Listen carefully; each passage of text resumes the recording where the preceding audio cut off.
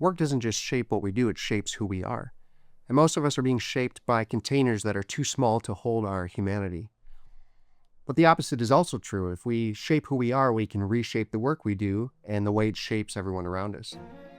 So, in this episode, I'm going to give you a new lens for life itself, a new metaphor, because how you lead and who you are inseparable.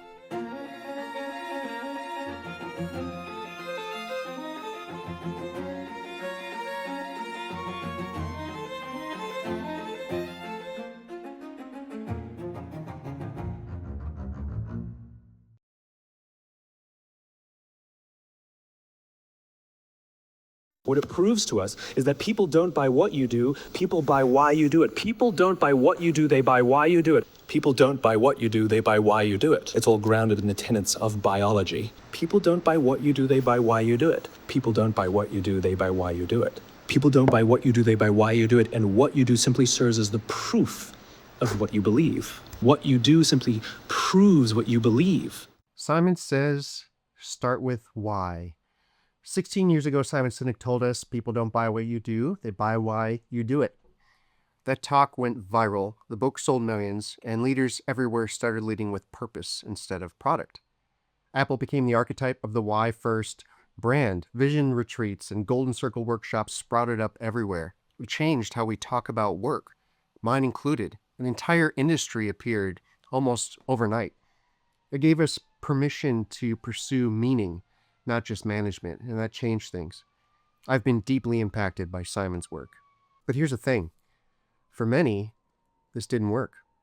Not because their why wasn't beautiful, not because they weren't sincere, but because their definition of leadership, of what it means to hold a why, was still off. A mentor of mine used to say, we rise and fall by our definitions. And here's what I've learned after a decade of trying this in real teams. Most of us are still pouring our why into definitions and narratives that were never built to hold meaning. These containers are mostly invisible.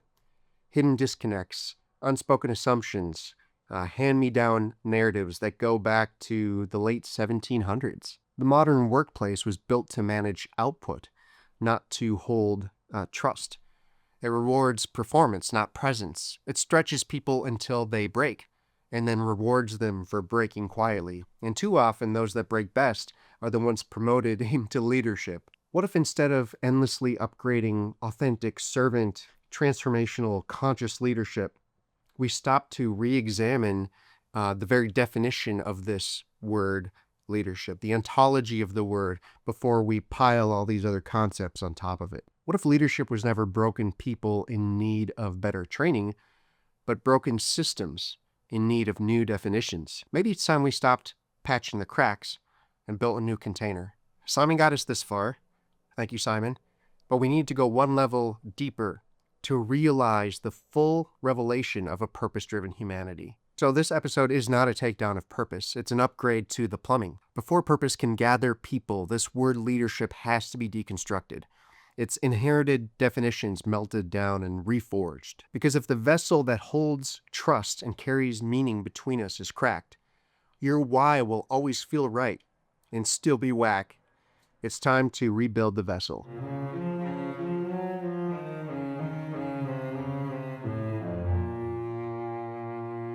A radical metaphor came to me recently. Leadership as bowl, water, and current.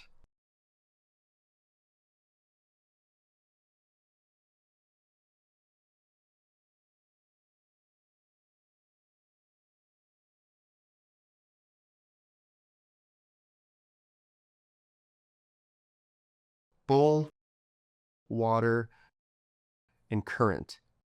The bowl is our attention, our intentionality, our awareness, the shape that we give to relationship. It's the structure that holds this flow we're going to talk about. At a fundamental level, all matter and energy is relationship. An atom isn't a solid little thing. It's a dance of protons, neutrons, and electrons held together by invisible forces. In quantum physics, particles like electrons move in waves of possibility until we look at them. The moment we pay attention, they reveal the path they've taken. Do you realize what that means? Reality itself responds to our attention. By simply paying attention, we can change reality. Ian McGilchrist, who's a researcher on the right and left hemispheres of the brain, he's also just really fun to listen to, says our minds work the same way. What we pay attention to determines what we see, and what we see determines what we look for next. So there are different kinds of attention, and one can practice them, and some of them are more generous than others. And there's a certain kind of attention which is the attention of a predator, effectively, which is a stare in which you're fixing something because it's, you know what it is you want. But of course, that will enable you more likely than not to achieve that particular target. But you don't know about the 999 other things that it's stopping you from doing and seeing. Right. So the type of attention you pay governs what it is you find. And what Yes, there's a hell of a statement. well, it's very important. Yeah, that's for sure. Yeah. So the way in which we attend changes what we find, changes therefore what we look for in future, because if that confirms the type of attention, then we think, well, that type of attention works, so I'll generalize that type of attention. The example I usually give, because it just works so nicely for me, is the mountain behind my house, which is a lump of rock, according to most people these days. But its name in Norse, Telesgea, means the sloping rock. And that tells you something. What it means is that for the Norsemen that came there 1,000 years ago, it was a sign of where they were, and it was a sign to avoid danger because the bay where it is very rocky. So that was what that mountain was for them. But the Picts had been there for 1,000 years before that, and for them, they built their houses in the shelter of it. For them, it was their shelter and the home of the gods. And then in the 18th century, people came there with their sketchbooks because there's a beautiful, many-colored, many-textured form to paint. And then in the 19th century, geologists came there because it happens to be a spectacular example of columnar basalt formation. And to a speculator, therefore, it's dollars. And to a physicist, it's 99.99% empty space, and we don't know what the other 0.01% is. I just say that because which of these is the real mountain? Because we're obsessed with what is real. The answer is every single one of those is a real facet of the mountain that is brought out by the kind of attention that's paid to it. So you go to it as a something, you see that something. So maybe attention isn't just a mental act, but a moral one, because the kind of attention we pay and how we pay it literally changes the reality around us, changes the world we live in.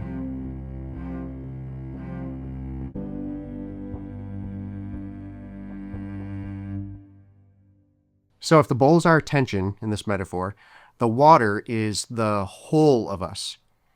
The inner ocean Howard Thurman described, the depth that every human carries within. Thurman was a mystic. He shaped a generation of leaders, including Martin Luther King Jr., and he wrote in Meditations of the Heart. Listen to this. There is in every person an ocean of yearning, a place where the tide comes in and the tide goes out, a breathing of the eternal sea. This is the sacred within us, the vastness that we draw from when we lead, love, and live with presence. The waters are humanity, our longing, our capacity to feel and to be moved.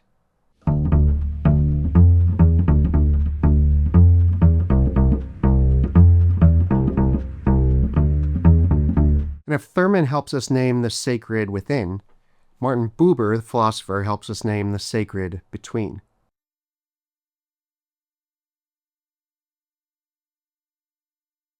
Hey, I'm doing a video on the bowl metaphor. The bowl is a metaphor for leadership.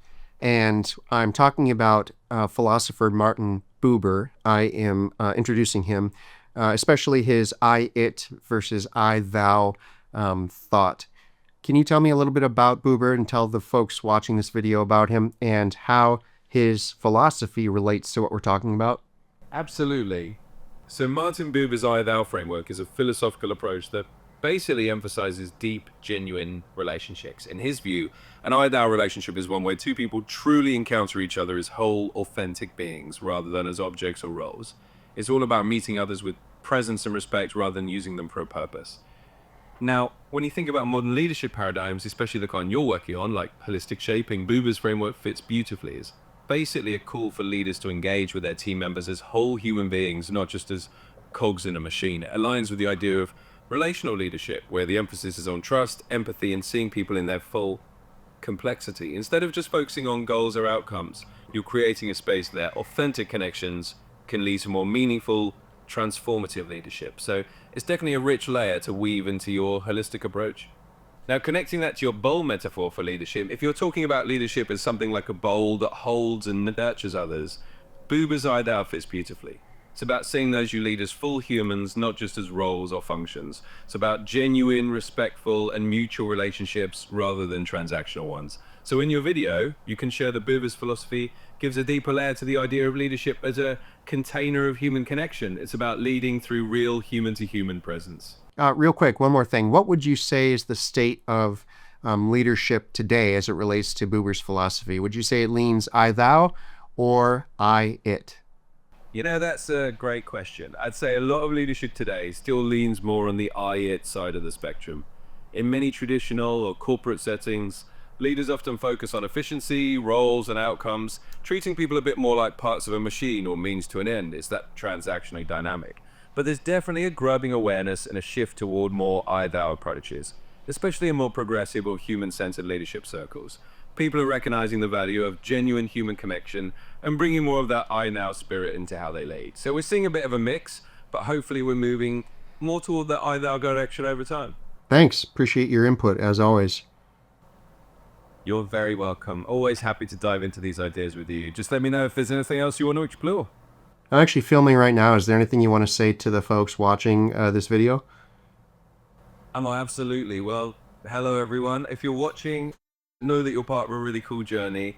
Keep exploring new ideas and remember to bring a little bit of that I-thou authenticity into your own leadership or whatever you do. Thanks for tuning in. Remember, as you're exploring these ideas, the whole point is to bring a little more humanity into leadership and life. So keep it real, keep it human. Thanks for having me on camera for a second. See ya. See ya. Have a great time filming and feel free to drop back in anytime. Will do. I-it treats people as a means to an end. It's every leadership book that hides so that as its motivation. I-thou is presence, sacred, mutual, alive. Buber said all real living is meeting. Life itself is encounter, and the science agrees. Remember, atoms are not objects, they're relationships, dances of particles held together by unseen forces. So at the smallest scale and at the human scale, nothing exists outside of relationship. We don't merely have relationships, we are relationships, and we become ourselves through genuine encounter with others. This is why modern leadership, built on I-it, feels so hollow. It's transactional, functional, objectifying. Buber would say, leadership isn't something that acts on people, it exists between them.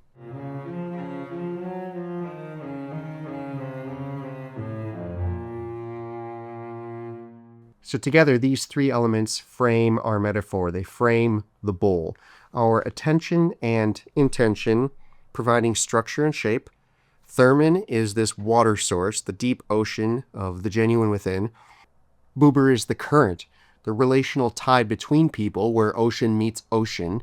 And leadership is the entire thing, the container and the steward, shaping and being shaped by that sacred flow. Leadership isn't imposed on relationship, it's entangled with connection. It carries the burden of awareness and intention. It must never dominate the flow, but cultivate it, co-flow with it. By the way, this is what Margaret Wheatley meant when she said leadership is the process of creating the conditions for emergence. Without the bowl, the water spills. Without the water, the bowl's empty. Without the current, the water stagnates. Leadership is becoming aware and tending all three.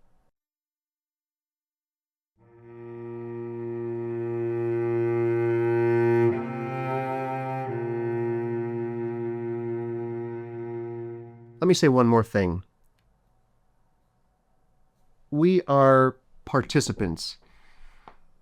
There's a long, proud history in leadership that pictures us as the strategists, the ones above descending from the mountaintop with the vision for those below. Even servant leadership flips the direction but keeps the same hierarchy. We serve them. Either way, our virtue is separating us from the flock. But in truth, we're just as much a participant as anyone else. It's like this. Pete Rollins has this great illustration. It's like, imagine a ship that is sunken in the depths of the ocean. The ocean contains the ship, and the ship contains the ocean. But while the ship contains only a fragment of the ocean contains the entire ship. So we're saturated. And that means leadership is never something that we stand outside of or direct from above. We're always within the current, shaped by it, carried by it, drenched in it, whether we know it or not, or whether we own it or not. Leadership always takes the shape of relationship. It's simultaneously a guide and subordinate to the flow that carries it. I'm suggesting that leadership isn't a title or a trait, but participation. The real work of leadership is to become conscious of our saturation, to tend the flow we're immersed in, to hold space where our ocean meets another's. The true leader is not hovering above their cause like a strategist, but someone who is taken up in it, engulfed, carried, surrendered. Not someone who has a concern, but someone who is had by concern. Tillich called this your ultimate concern, that which grasps you at the core beyond preference or strategy. Leadership then is not managing from a distance, it's surrendering to a depth so total that it draws you beyond yourself. And in that surrender, you realize you're not just carrying the current, you're participating in the current that carries us all.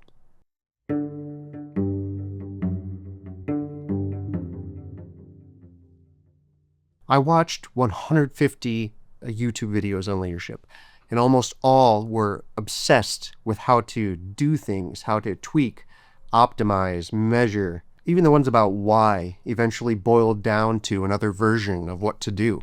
None of that is bad, it's just not the whole story. Those are tools. And doing is not the highest calling of a leader. The highest calling is attention. What we pay attention to becomes real for us. Leadership at its best is consciousness of the space between us. And that kind of awareness requires no striving, only presence. If you watch 150 YouTube videos, you'll hear a lot about what to do, but very little about who you become, or who the people around you are becoming. We've turned leadership into a spotlight. We measure it in charisma and the relative merits of various business decisions. We build cultures around a leader's personality or sacrifice instead of building a strong bull. The workplace has become the primary discipleship engine of our time. Not by intention, but by repetition. Not through mission statements, through incentives. Every day it forms the people inside of it. Not by what they do, but by who they become. And if institutions are discipleship engines, the modern workplace has discipled millions into what? People who confuse their worth with their output. People who apologize for rest. People fluent in KPI but unable to name what they feel. People with full calendars and empty lives. And if you get really good at this, become exceptional at performing the script, we call that leadership. We've become efficient but emotionally malnourished, high achieving but relationally avoidant, resilient but disembodied, credentialed but unable to cry. In the name of professionalism, we've polished away the most human parts of ourselves. So we show up polished but hollow. A high growth startup calls themselves a family but treats people as disposable when the metrics slip. The bowl is cracked. Bowl. The bowl is cracked and trust leaks away. A nonprofit thrives on its founder's self-giving, but when she steps back, the current dries up. No bowl was built. A manager runs every meeting like a performance review, and people stop bringing themselves. The water evaporates. The truth is, most workplaces were not built to hold relationship. They were built to hold productivity.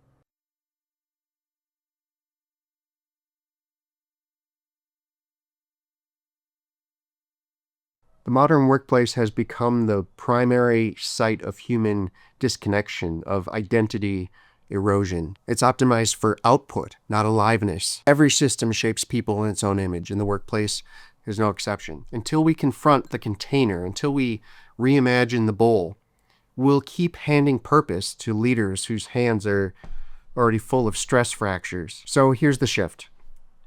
Leadership is the intentional design of relational energy. It's creating the architecture where trust, courage, truth can transform us all. And you don't need a title to do this. In fact, it can actually hinder you. As soon as you notice the bowl and take responsibility for tending it, you have stepped into leadership. So, now that we understand the essence of this alternative leadership, this alternative way of leading, we can use it as a lens for everything we do, every relationship, every person we come in contact with. All right. The reflection invitation.